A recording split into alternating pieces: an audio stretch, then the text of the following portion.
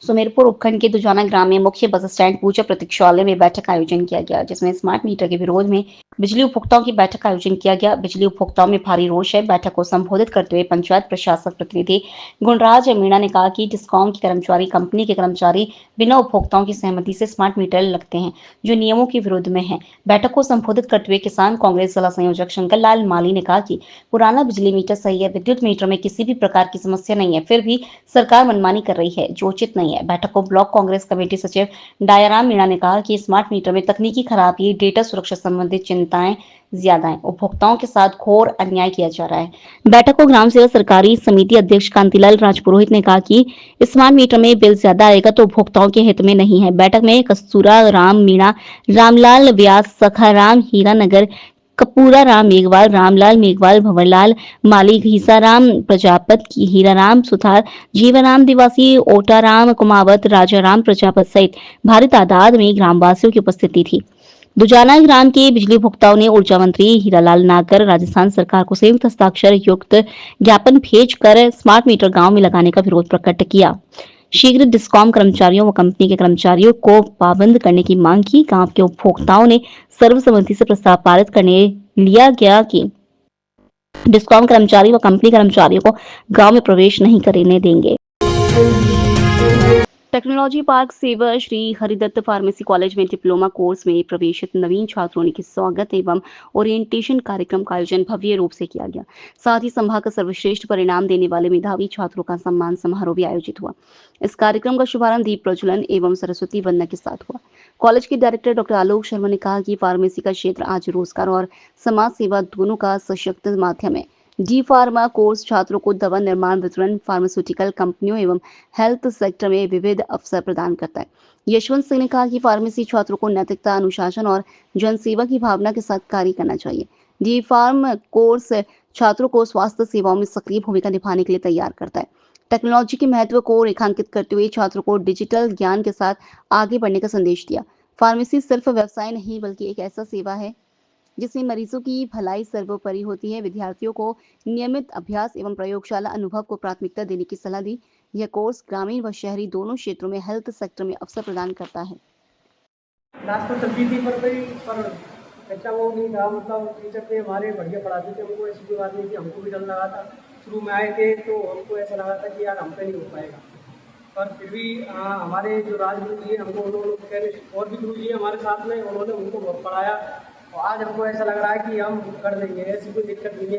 पहले हम आए थे ना शुरू में तो हमको भी डर लगा था, हमको भी ऐसा लग रहा था कि हम छोड़ दें इसको, फार्मेसी को, कुछ नहीं है ऐसा ऐसे, पर हमारे सपोर्ट रहा गुरु का हमारे साथ में।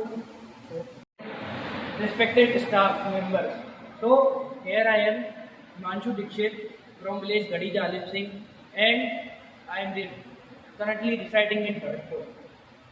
I am studying from Central School Bharatpur, but my medium is English.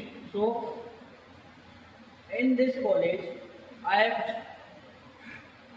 इस कॉलेज में मुझे कुछ बच्चे ऐसे दिखते हैं जो हिंदी मीडियम से हैं और उनको झिझक होती है कि जो इंग्लिश मीडियम में जो डी फार्मेसी का कोर्स है उसकी जो पूरी पढ़ाई है वो इंग्लिश मीडियम में है, लेकिन उसकी हेल्प करने के लिए टीचर्स हैं। और अगर किसी बच्चे को ऐसा लगता है कि उसका मीडियम का जो फोबिया है, कई बच्चे हिंदी मीडियम बैकग्राउंड से आते हैं, उनको फोबिया है कि मैं ये नहीं कर पाऊँगा या ये हिंदी मीडियम में से हम आए हैं तो इंग्लिश में हमको बहुत चेंजेस होते हैं। लेकिन अगर आपको ऐसी भी कोई भी दिक्कत है तो आप पहले तो टीचर से संपर्क कर सकते हैं, लेकिन अगर आपको फिर भी कोई अगर टीचर से झिझक है या किसी और से भी कोई हुआ है तो मैं भी उनकी हेल्प करूंगा और मेरे जो सीनियर्स हैं वो भी हेल्प करेंगे।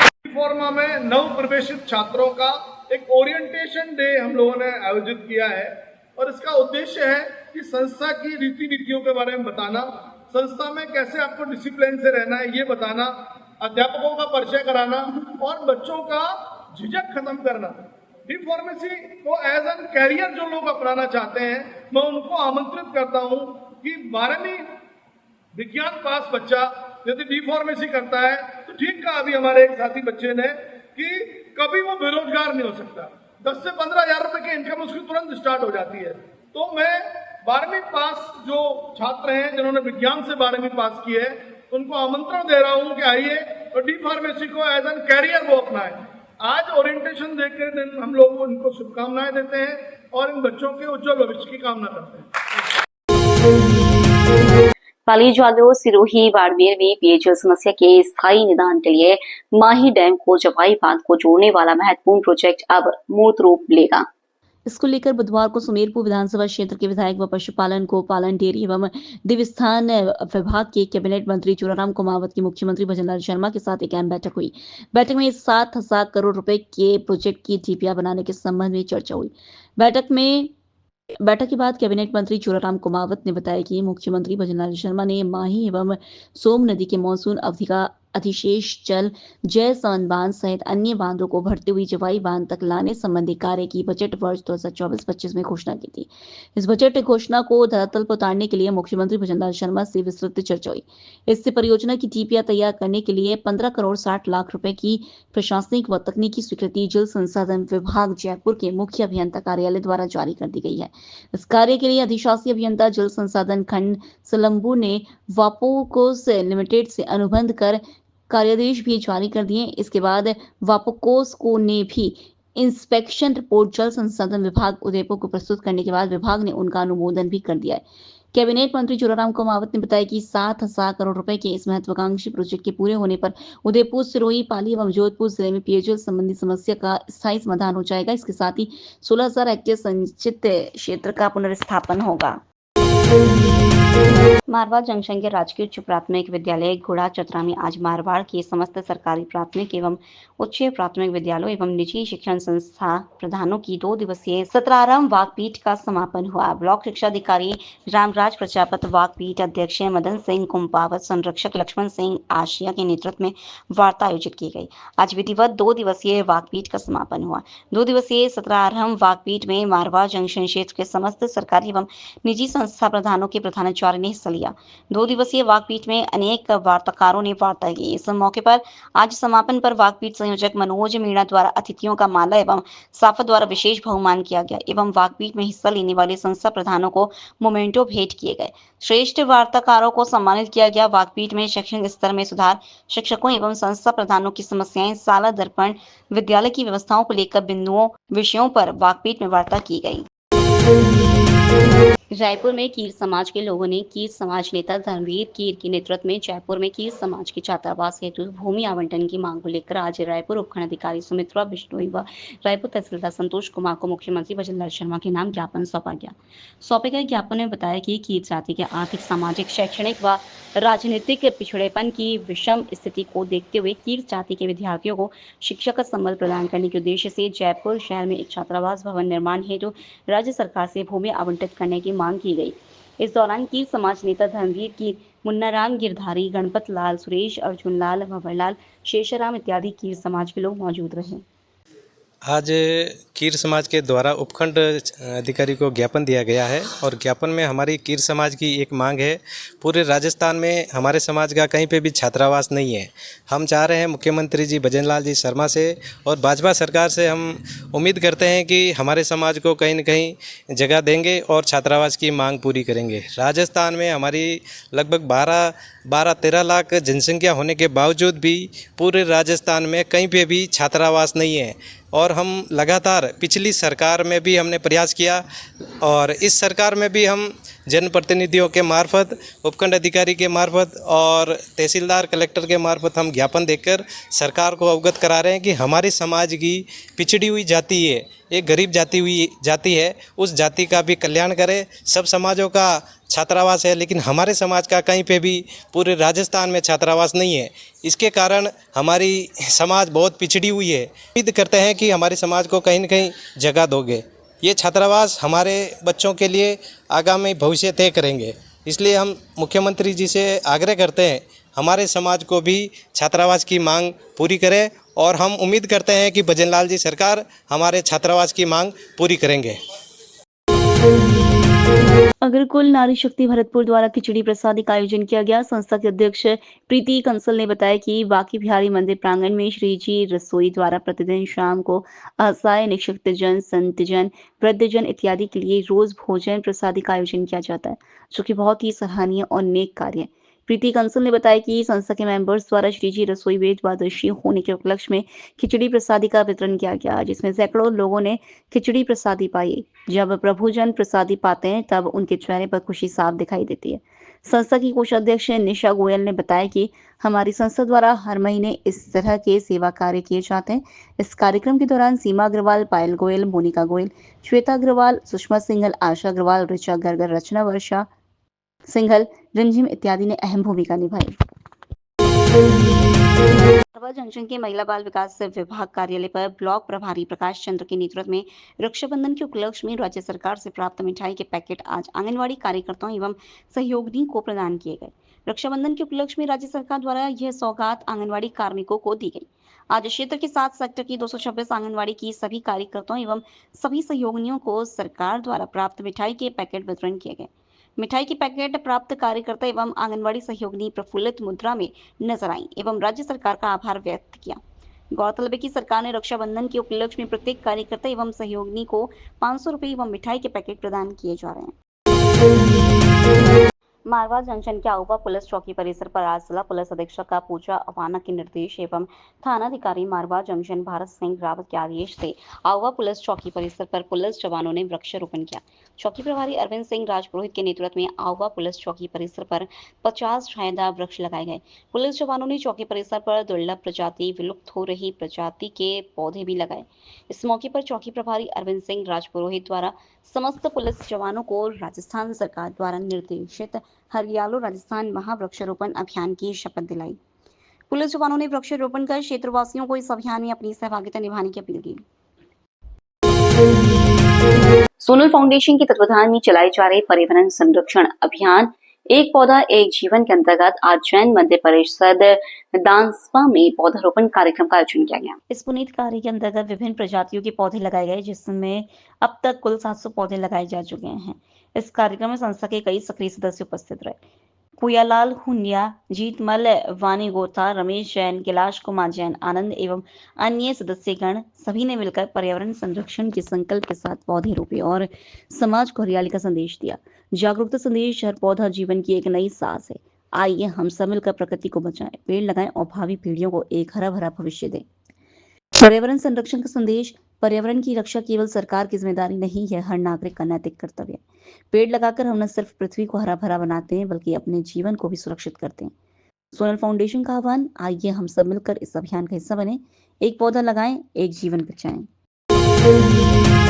हल्द्वानी के गोलियापार क्षेत्र में 12 वर्षीय बच्चे की लाश मिलने के बाद सनसनी फैल गई। घटना के दूसरे दिन भी नैनीताल पुलिस की जांच तेज है, लेकिन कई सवाल अब भी अनसुलझे हैं। पुलिस को अब तक बच्चे का सिर और दाहिना हाथ नहीं मिला है। हत्या में इस्तेमाल किया गया हथियार भी बरामद नहीं हो पाया, जिससे जांच और पेचीदा हो गई है। क्या मर्डर घटनास्थल पर हुआ या कहीं और? पुलिस के सामने सबसे बड़ा सवाल यह है कि क्या बच्चे की हत्या उसी स्थान पर की गई है जहाँ लाश मिली, या फिर हत्या कहीं और कर शव को यहाँ फेंका गया। इस रहस्य को सुलझाने के लिए पुलिस हर पहलू की बारीकी से जांच कर रही है। घटनास्थल पर लगातार फॉरेंसिक टीम और डॉग स्क्वाड काम कर रहे हैं। टीमों की कोशिश है कि घटनास्थल से कोई ऐसा सबूत मिले जिससे आरोपियों तक पहुंचा जा सके। आसपास के क्षेत्रों में भी तलाशी अभियान चलाया जा रहा है। बना के रखें तो हम उस चीज पे कायम हैं। ठीक है, डाइवर्ट कुछ लोग इसी में ऐसा होता है ना कि जानबूझ के चाहते हैं कि ये उकसाने का, हाँ, डाइवर्ट हो। ये हमेशा हर नहीं हम चाट लाई जा रही है, खाना खिलाया जा रहा है, ये चीज तो गलत है। सही चीज मैं आपको बताऊं, बहुत समय कि यही देखते हैं। मेरे को हल्द्वानी 30 साल हो गए क्राइम देखते हैं। कई मामले ऐसे होते हैं ना, जल्दी लाइन में खुलते के बाद में पहुंचना नहीं, ठीक है, जितना कोई आरोपी को पकड़ा नहीं गया नहीं, ऐसा नहीं है। हमने तुरंत कार्रवाई की है और इसमें जो भी 3 संदिग्ध हैं उनको पुलिस ने हिरासत में लेके उनसे पूछताछ की जा रही है। और साथ साथ इसके साथ जो भी एविडेंस है, चाहे वो सीसीटीवी है, सर्विलांस है, या जो हमारी अभी जैसे कि उसका सर नहीं मिला है, एक हाथ भी अभी बराबर नहीं हुआ है, उसके लिए हमने 3 सर्च टीमें भी बनाई हैं और वो टीमें अपना काम कर रही हैं। मैं चैनल के माध्यम से आप लोगों को कहना चाहता हूं कि इसमें पुलिस को काम करने दिया जाए, पुलिस का सहयोग किया जाए और पुलिस उसको जल्द वर्कआउट करेगी। ऐसा इसमें जानना चाहेंगे जो हत्या किए गए पुलिस के। देखिए, जिस तरह का बच्चा अभी बहुत छोटा है, नादान है, मर्डर का कोई ऐसा मोटिव प्रतीत नहीं होता है, तो संभवतः ये तांत्रिक क्रिया या किसी ऐसे प्रयोजन के लिए किया गया हो। सर एक बड़ा सवाल इसमें ये आ रहा है कि जहाँ से बच्चे की लाश मिली है, क्या हत्या वहीं पर की गई है या दूसरी जगह की गई है? इसका कहाँ तक पुलिस पता लगा चुकी है? देखिए, ये अभी हमारी इन्वेस्टिगेटिंग पार्ट है। इस पर हमारी जो टीमें, जैसे मैंने बताया कि हमारी 5 टीमें लगी हैं, इस पे हम काम कर रहे हैं। जैसे ही कुछ जानकारी मिलती है इसका खुलासा करेंगे। सिवाना उपखंड के धीरा गांव स्थित हनुमान मंदिर धाम पर हनुमान भक्त झालजी महाराज का चातुर्मास धीरा हनुमान मंदिर श्रीराम कुटिया पर 28वें दिन निरंतर उपवास कर किया जा रहा है। भक्तराज झालजी महाराज के मुखारबिंद से भजन व सत्संग का निरंतर आयोजन किया जा रहा है।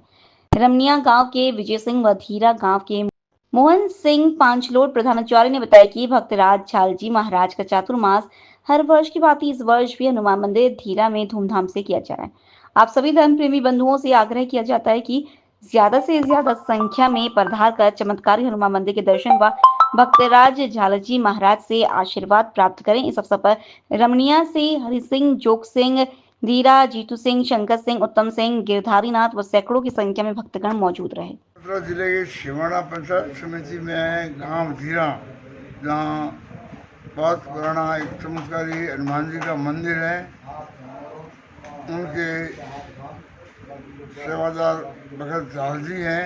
कई वर्षों से बिल्कुल इनके हनुमान जी की सेवा में लगे हुए हैं और वो 4 साल से